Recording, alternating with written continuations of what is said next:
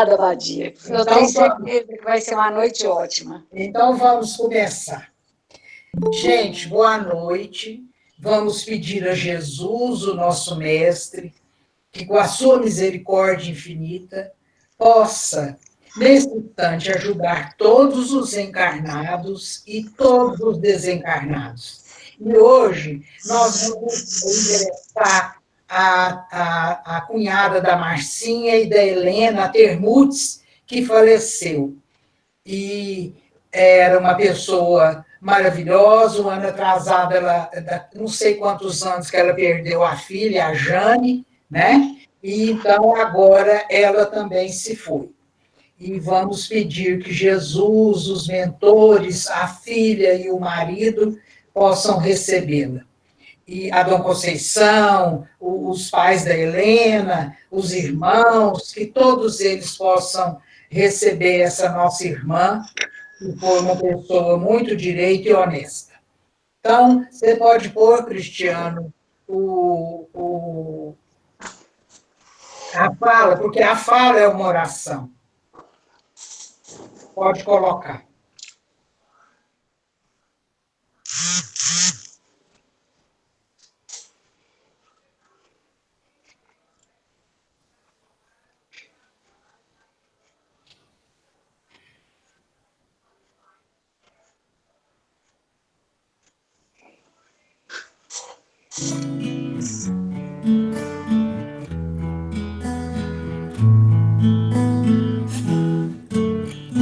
Vem, me diz onde puseram o meu Salvador. Diz pra mim, porque sem ele meu sol declinou. Era o que eu tinha pra lhe oferecer, a minha vida e todo o meu ser. Se me roubaram o sonho maior, me diz como eu irei ser feliz. Senta aqui, só não me toques ainda, porque devo subir, ter com meu pai, que anseio encontrar. Eis o que eu tenho pra lhe oferecer, a minha vida e a luz do meu ser. Vê se existe alegria maior, Madalena, ver-te nesse amanhecer. Ouve bem, agora vai a Jerusalém. Vai por mim, diz aos discípulos que eu lá vou chegar. Tenho lembranças do amor que lhes dei, sinto saudades da última vez, naquela noite em que até chorei. Eu sei, noite em que eu mais amei. Sim, eu vou bem feliz, mesmo sem compreender. Vou sem ver e sem pisar nenhum passo no chão.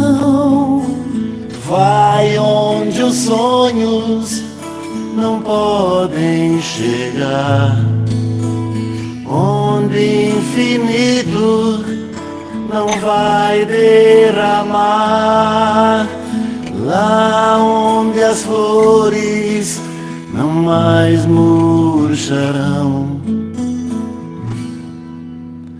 Vai, leva o meu coração.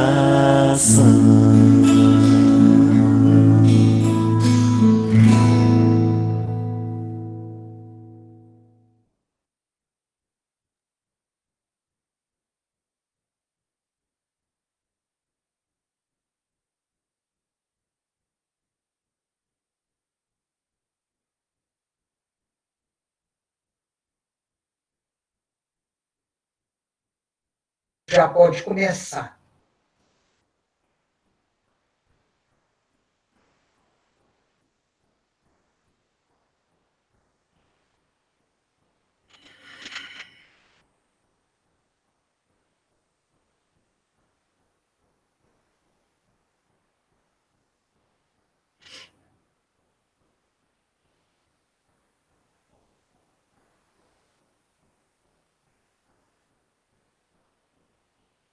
O Cristo. As condições estão dadas, a Terra começa a era definitiva da sua maioridade espiritual e a humanidade tem as condições para receber ao Cristo. Jesus, com a sua exemplificação divina, escrita nos evangelhos, entregaria o código da fraternidade e do amor a todos os corações. Seu exemplo na prática do bem, do perdão, da humildade e da caridade tornam a Jesus o modelo e guia para a humanidade. Então, ele sempre disse, só através dele é que nós chegaremos ao Pai. Então, ele é o modelo que nós devemos seguir, sempre. Pode continuar, Cristiano. Então, agora nós vamos ver a cronologia. Pax Romana começa com Augusto César, no 27 a.C., um período no Império Romano, conhecido como a Pax Romana, que vai durar até o ano 180 depois de Cristo. Este momento de relativa paz e estabilidade em Roma vai facilitar a expansão do cristianismo e dos ensinos de Jesus em Ocidente. Então, 207 anos. Depois, a manjedoura. A manjedoura assinala o ponto inicial da lição do Cristo. Eis a forma do Cristo dizer a humildade representa a chave de início de todas as virtudes. Então, 30 anos de preparação. Lugares. Jesus escolheu os ambientes mais pobres e mais desataviados para viver a intensidade de suas lições sublimes, mostrando aos homens que a verdade dispensava os cenários suntuosos dos templos. Paz. Combateu pacificamente todas as violências oficiais do judaísmo, renovando a lei antiga com a doutrina do esclarecimento, da tolerância e do perdão. 30 anos depois de Cristo. O Sermão da Montanha. As bem-aventuranças baseadas na humildade e caridade marca o momento macro do ensino do Cristo. São as lições de conduta que ditam os princípios para conduzir ao bem, como ser humilde, misericordioso, pacífico, justo e puro. Podem ser consideradas como um resumo dos ensinamentos para atingir o reino dos céus. Depois nós vamos ver o Sermão da Montanha. A vida pública de Jesus foi de 3 anos e meio de duração. Vida espiritual. Espalhou as mais claras visões da vida imortal, ensinando que existe algo maior às pátrias, às bandeiras, ao sangue e às leis humanas. Então, ele mostra que O amor vence todas as barreiras. A paz, a humildade não preocupa com um país, com bandeira, com sangue. Ela se preocupa em esparramar o amor, aliviar a dor, a misericórdia, a tolerância e o perdão. Pode continuar.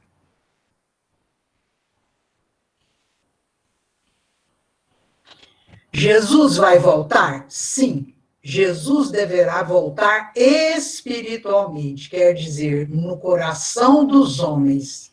Isto só acontecerá quando a humanidade compreenda e viva o Evangelho. Este é o papel do Espiritismo, trazer de volta ao Cristo, explicar sem mistério seus ensinos e facilitar seu entendimento e vivência. Então, quer dizer que Jesus não encarna na Terra mais. Ele vai voltar nos nossos corações. Então, somos nós que temos que colocar Jesus dentro de nós. Ciência, filosofia e religião. Sua palavra profunda, enérgica e misericordiosa refundiu todas as filosofias, aclarou o caminho das ciências e já teria irmanado todas as religiões da terra se a maldade dos homens não tivesse deturpado a sua mensagem. Nós poderíamos estar em situação muito melhor se nós não tivéssemos deturpado a vinda de Jesus. Então, quais foram as lições? Suas lições servem para todas as áreas do conhecimento humano, no sentido de renovar a sociedade, a política, com a transformação moral dos homens. Os ensinos propõem uma nova era de justiça econômica e de harmonia global. Né? Então, as ciências tinham que renovar a sociedade, a política, através da transformação do homem. Então, nós estamos adiantados de mais inteligência, mas a nossa moral ainda não deu aquele passo maior que precisa dar. Milagres. O maior milagre que Jesus fez foi a revolução dos seus ensinos de amor e perdão causaram nos homens, né? Essa mensagem é capaz de mudá-los, convertendo-os em seres de bem, transformando assim o mundo. Então, o que ele fez, gente, quando ele fez o cego, quando ele fez o paralítico andar, quando ele tirou os espíritos daquele menino que falou que tinha uma legião, né? Então, eram pessoas que estavam prontas, a prova deles já tinha terminado. Então, Jesus os curou. Agora, dependendo de como eles iriam viver a partir daquele dia da cura, a doença poderia voltar, ou não, dependendo. Porque Jesus, ele não veio derrogar a lei de Deus. Porque senão falar, não, se Jesus veio, fez isso, fez aquilo outro, Deus falou a lei de causa e efeito, é porque aquelas pessoas já tinham vencido as suas provas. Né? E as pessoas também precisavam daquele choque de ver aquilo que Jesus fazia para poder acreditar, porque nós éramos muito ignorantes naquela época, né? Os princípios do Espiritismo. Jesus ensinou os princípios espíritas na sua vida. A mediunidade no Monte Tabor, momentos antes da crucificação, conversando com os espíritos de Elias e Moisés, Jesus, após ser crucificado e morto, o seu corpo durante 40 dias aparece aos seus discípulos num fenômeno chamado de materialização. Ele pôde ser visto e tocado pela mediunidade dos seus seguidores, demonstrando a importância da alma e a comunicação mediúnica. Então, como isso foi possível? Só que Jesus não precisava disso. Mas nós, comuns, precisamos, para ajudar o espírito a materializar, é necessário que tire de nós os fluidos necessários para podermos aquela pessoa se materializar, né? Aquele espírito aparecer, que aí você pode até tocar e você sente que ele tem carne, né? E porque se o espírito não precisasse do nosso fluido animal, nós não poderíamos viver, nós não daríamos conta de viver, né? Então, eles precisam usar o nosso anímico, o nosso fluido anímico, para poder eles se manifestarem. Então, por isso, na desobsessão, aí o médium serve o seu aparelho para poder aquele espírito a falar através dele o que é necessário. Então, a aparição de Jesus desencarnado, 40 dias. Pode passar, Cristiano.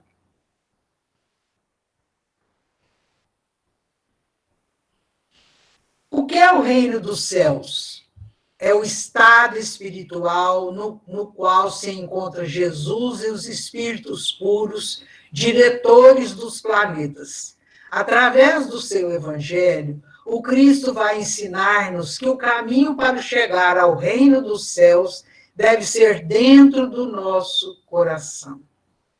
Ele vai despertar o potencial do futuro anjo ou espírito puro existente em cada ser humano, com o amor incondicional a Deus, ao próximo, incluindo os inimigos e a si mesmo, o homem está em condições de entrar no mundo dos espíritos puros ou reino dos céus. Então, quer dizer que o céu está dentro de nós, né? Nós é que temos que fazer a nossa parte para nós encontrarmos o reino dos céus dentro da gente. A caridade. O Evangelho destaca a caridade como amor em ação. Jesus não a entendia como esmola, mas sim como benevolência para com todos, indulgência para as imperfeições alheias e perdão das ofensas. Olha que maravilha, né? Essa parte, ainda falta mais um pedaço, Cristiano? Então pode passar. Gente, hoje nós vamos começar a trabalhar um resumo do Evangelho segundo o Espiritismo. Por isso que nós começamos com Jesus, né? Para poder entendermos agora, com Kardec, a codificação através dos escritos, das mensagens dos Espíritos, o Evangelho de Jesus com as ações e tudo mais que ele escreveu, nos ensinando roteiro para nós compreendermos a doutrina espírita. O Evangelho ou Boa Nova, são ensinos do Cristo para iluminar-nos, implantando o reino dos céus no coração dos homens. Então, vocês veem que Jesus nos fala que o reino dos céus nós vamos encontrar dentro da gente, então o Evangelho é um dos caminhos que nós temos que seguir para poder nós encontrarmos o reino dos céus. Estes ensinos estão resumidos na lei do amor, a Deus, ao próximo e a si mesmo. Amar a quem nos é desconhecido, fazer o bem sem importar quem seja a pessoa, enxergar em todos os seres os nossos irmãos, vai criar os moldes da solidariedade, amor a todos, acima da fraternidade, amor só aos irmãos. E ainda, o Cristo vai propor o amor aos inimigos com o perdão das ofensas, iniciando a era do amor incondicional na Terra. Pode passar. Estou falando menos porque aqui está falando tudo, né, gente? O Cristo é Deus? Sim, assim como os espíritos puros, nossos próximos, nós mesmos e até os animais, todos somos deuses. O princípio espiritual divino encontra-se em todos os seres. E Jesus, o nosso irmão espiritual maior, sempre nos fala do amor a todas as expressões da vida, pois nelas estão os germes do futuro anjo. Por isso ele diz: vós sois deuses. Então, se nós fomos todos criados à semelhança do Pai, todos nós temos essa parte divina dentro de nós. Então, e como é uma lei da natureza, uma lei irrevogável, todos nós vamos progredir. E um dia seremos anjos. Mas anjos não é aquele anjo de asa, mas pessoas que, puras, com amor, não olhando o outro com um tipo de olhar, né? Nome, evangelho, outros nomes, boa nova ou boa notícia. Conceito, código baseado no amor incondicional a todos, proposto pelo Cristo. Objetivo, atingir a nossa iluminação com a sua prática, chegar ao nível dos espíritos puros. Entenderam? Então, é isso que a doutrina nos ensina, a praticar a caridade. Praticando a caridade, nós estamos em contato com o outro. E à medida que a gente vê o sofrimento do outro, vê as necessidades do outro, a gente vai vendo que as nossas são muito pequenas em relação à realidade deles. E aí, com o outro, nós vamos aprender, nós vamos ser ofendidos, ser caluniados, mas nós podemos ser amados. Agora, tem muita gente que pensa que amar é só amar o grupo familiar. Não. O que o Cristo propõe, além do grupo familiar, todos os seres, animal, vegetal, mineral e humano. Então, nós não podemos fazer mal a ninguém, igual o Chico, né? As formigas estavam comendo as roseiras dele, e aí ele chegou, os amigos dele falaram: não, nós vamos lá embaixo, vamos comprar veneno para matar essas formigas. Aí o Chico chegou perto das minhas irmãs: eles vão bater veneno para matar vocês, se eu fosse vocês, mudava de lugar. Quando foi no outro dia que os homens trouxeram o veneno, não tinha uma formiga, todas foram embora. Entende? Por quê? Porque ele conseguia, ele era um espírito puro, um espírito cheio de amor, que não queria mal de ninguém, né? O que é amar o próximo como a si mesmo? Ai, ai. Vamos ler primeiro lá em cima. Jesus disse: um novo mandamento vos dou, que vos ameis uns aos outros como eu amei a vós. E ensina aos seus seguidores sobre a importância do amor entre eles. Meus discípulos verdadeiros serão conhecidos por muitos se amarem. O que é amar o próximo como a si mesmo? É a expressão mais completa da caridade, porque resume todos os deveres do homem para com o próximo. A prática dessas máximas tende à destruição do egoísmo. Quando os homens as adotarem como regra de conduta e como base de suas instituições, compreenderão a verdadeira fraternidade e farão que entre eles reinem a paz e a justiça.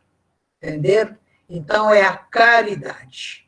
Fora da caridade não há salvação, né?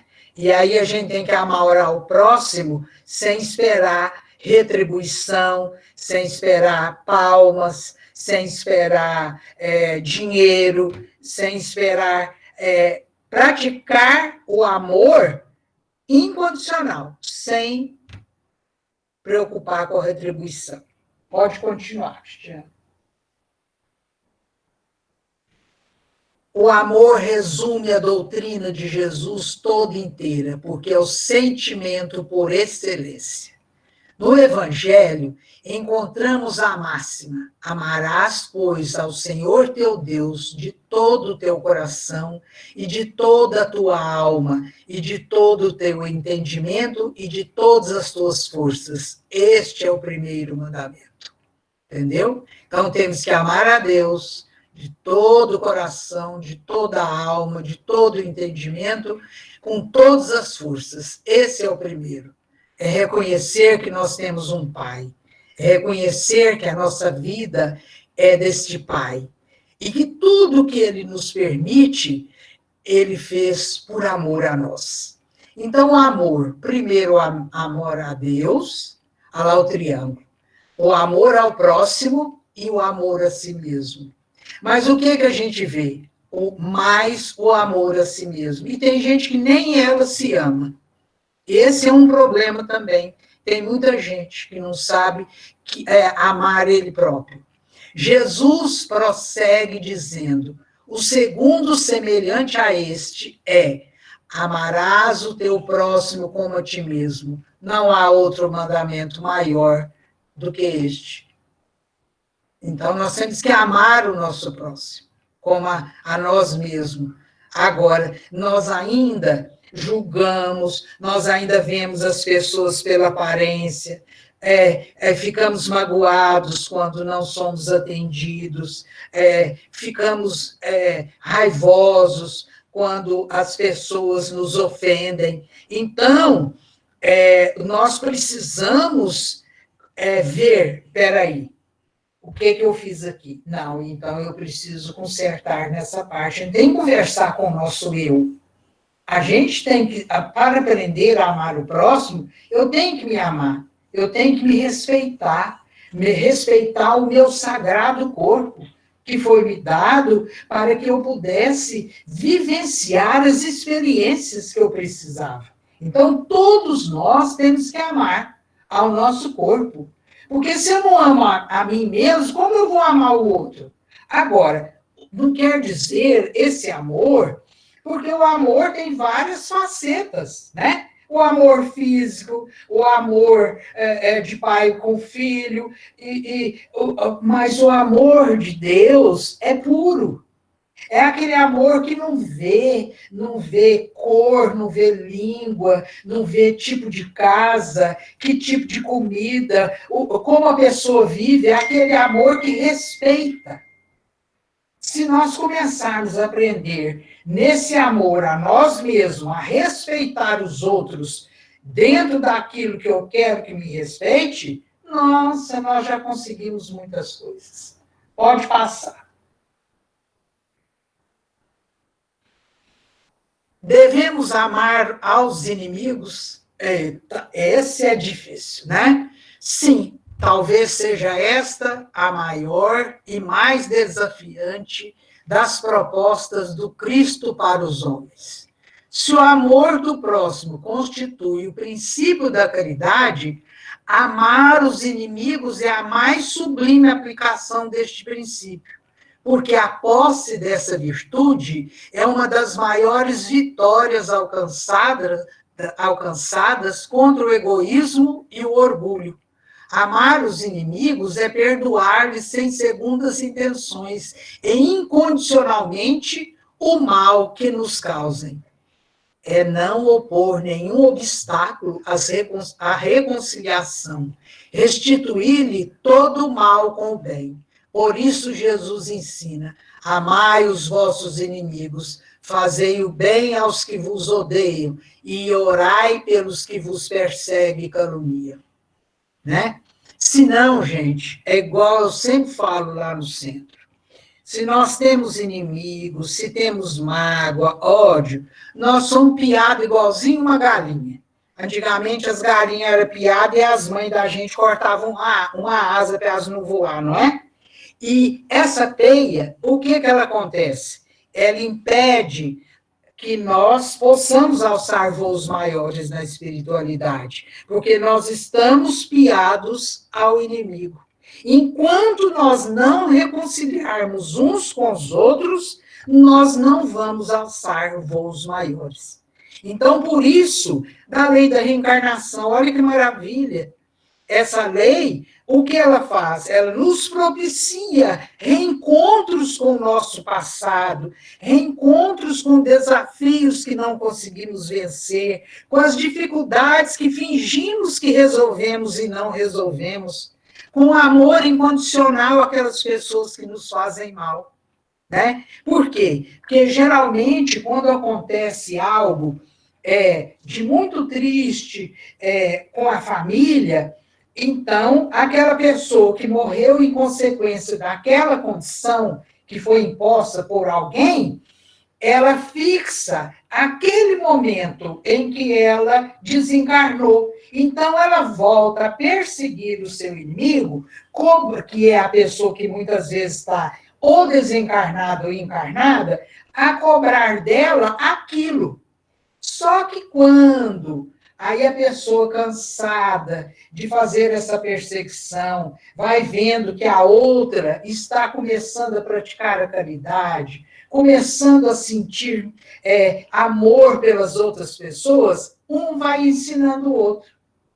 E aí a espiritualidade mostra para o perseguidor o porquê que ele viveu ou ele sofreu aquela situação. É porque no passado ele fez uma parecida.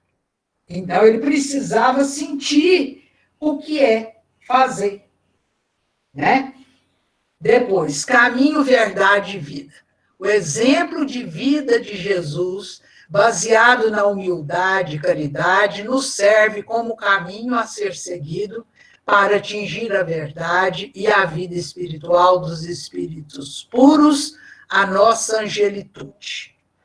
Então, vamos aguardar aí uns 5.000 anos, dependendo do que a gente fizer, até 7, né? Para a gente ver se a gente consegue entrar nessa categoria de espírito puro. Vamos passar para a outra parte, né? A prece. Hoje nós vamos encerrar explicando como é a prece. A prece é a forma que o homem tem para atrair a ajuda, a orientação e o consolo dos bons espíritos. Estes vêm para lhe sustentar nas suas boas decisões e lhe inspirar bons pensamentos. Os espíritos sempre dizem: a forma nada vale, o pensamento é tudo. Assim, cada um deve orar da maneira que mais o sensibilize, conforme o que acredita. Um bom pensamento vale muito mais do que fazer uma prece com palavras difíceis e sem sentimento. Entenderam? Então, às vezes, a gente pede: oh, meu Deus, ajuda o fulano, socorre o fulano. Você já fez a prece. Você já pediu os mentores para ir lá socorrer aquela pessoa. Você faz de coração. Aí sai uma luz do seu peito para poder você ajudar os espíritos a levar aquela condição de amor, de ajuda para aquele nosso irmão. A prece coletiva. A prece coletiva torna-se mais eficaz quando todos os que oram unem-se de coração com o mesmo pensamento e com o mesmo objetivo. Então, não adianta a gente, vamos supor, você vai rezar o Pai Nosso. Aí, todo mundo quer te seguir. Aí a pessoa tem que entrar no seu ritmo. Ela não presta atenção no sentido da oração. E muitas vezes o sentimento dela desaparece porque ela fica preocupada em seguir a sua maneira de rezar. Então, o que é necessário? As pessoas podem orar, um reza, a oração coletiva, ele reza alto e todo mundo em prece no silêncio seguindo. E ali ele vai emanando aquelas irradiações de amor e a espiritualidade vai colhendo e aqueles fluidos maravilhosos de luz, de saúde, e vão levando para os hospitais, para aquele que está pensando em suicidar, para ele mudar, para pais que estão desesperados com situações difíceis. E então, a prece para nós mesmos. Porque, vamos supor, quando você está na escuridão, que você acende uma vela, quem vê primeiro a luz? É a gente. Então, a prece é isso, ela tira a gente da escuridão primeiro. E ali, ela ilumina para os outros, né? Vamos continuar.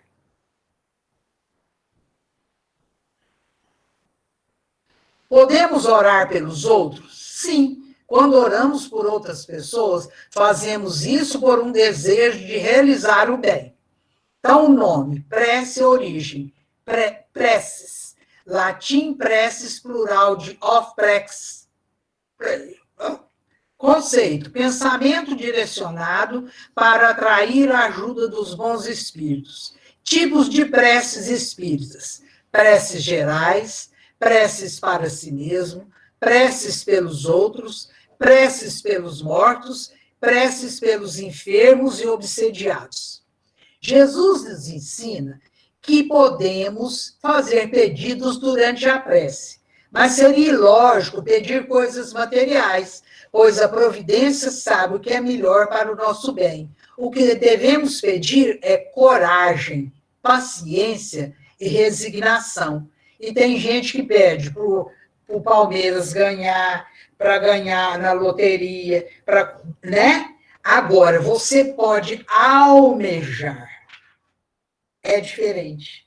Você fala, eu vou trabalhar e vou conseguir comprar. Entendeu? Aí as forças do bem que giram no universo, você está atraindo para você. Né? Aí você fala, eu vou fazer promessa. Não adianta. A promessa, ela é boa quando você distribui aquilo que você deixou de fazer com o outro que necessita.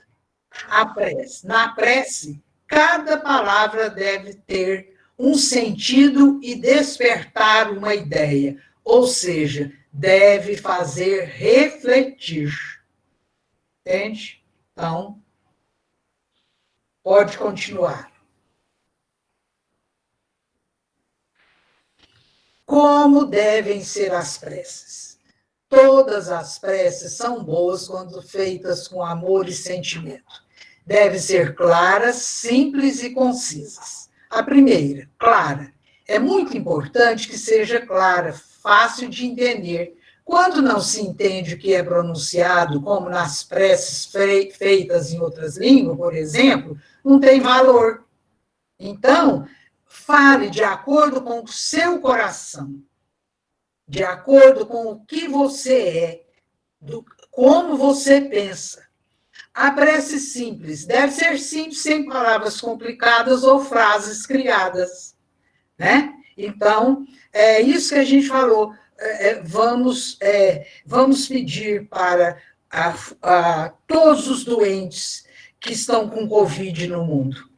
Nós estamos fazendo uma prece para eles, vamos pedir, Jesus, misericórdia para todos os que estão doentes com Covid nos hospitais, mas não só a eles, mas todos os tipos de doença que estão nas casas, nas ruas, em todos os locais do mundo. Jesus, pedimos para que hoje à noite ninguém passe fome, que todo mundo tenha um pão para poder comer. Jesus, pedimos que todo mundo, essa noite, tenha um abrigo para esconder do frio e da chuva. Pedimos, Jesus, para aqueles que precisam de um abraço, de uma palavra de conforto, de amor no sentido de mãe, sentada no colo da pessoa, com carinho. Você já abraçou seu filho hoje? Você já beijou seu filho hoje? Já falou com seu filho, seu marido, a sua mãe, que você os ama? Então, isso é prece. Porque quando nós desejamos o bem para o outro, nós estamos fazendo uma prece simples e clara. Não precisamos ficar... O importante é o que você está emanando dentro de você. Pode continuar, Cristiano. A prece concisa. Cada palavra deve nos fazer refletir sobre o que é pensado ou pronunciado. Agora, o que nós temos que fazer? Nós não podemos fazer prece, vamos para uma pessoa que acabou de desencarnar, para a pessoa vir te ajudar. Não. Nós podemos pedir, Jesus, que a sua misericórdia, os mentores amigos possam acolher essa pessoa. Que ela tenha o que ela necessita, de acordo com o seu merecimento. Porque se você for ficar chamando aquele espírito, ele vem para dentro da sua casa e começa a te acompanhar. E ele não sabe nem que morreu, ele acha que está dentro de casa, ele passa, encosta em um, encosta em outro, ninguém conversa. Então, às vezes, fica nervoso, emanando as doenças que ele desencarnou, a maneira que ele desencarnou, um vai começar a sentir. Então, a gente não pode. Então, você não pode ficar assim, estou rezando para esse obsediado. Não.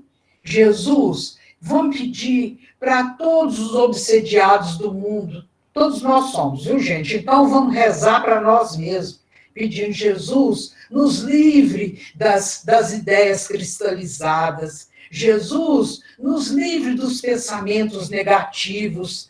Jesus, nos ajude a vencer a mágoa, a não ter vingança dentro de nós. Porque assim, Jesus, todos aqueles que pensam igual, comece também a pensar em amor, em solidariedade, em humildade, em perdão. Aí você está ajudando aqueles espíritos que estão te acompanhando à sua volta. Mas se você ficar pedindo, vou pôr o nome do fulano, do ciclano, do beltrano, os espíritos que estão com ele, muitas vezes podem vir falar lá, está querendo tirar ele das nossas garras. Então, as preces, a gente tem que refletir, Jesus, ajuda o fulano, eu estou colocando ele nas suas mãos. Você não trouxe para você, você entregou nas mãos de quem pode mais, que é Jesus. Nas mãos dos mentores amigos, dos doutrinadores da espiritualidade, dos médicos, dos enfermeiros, dos voluntários, de todo tipo de espírito que atua na espiritualidade. Existe prece poderosa? Não. Os espíritos afirmam que não existe fórmula mágica ou prece poderosa. O objetivo da prece é elevar nossa alma. Por isso, as diferentes formas como elas são realizadas não fazem a diferença.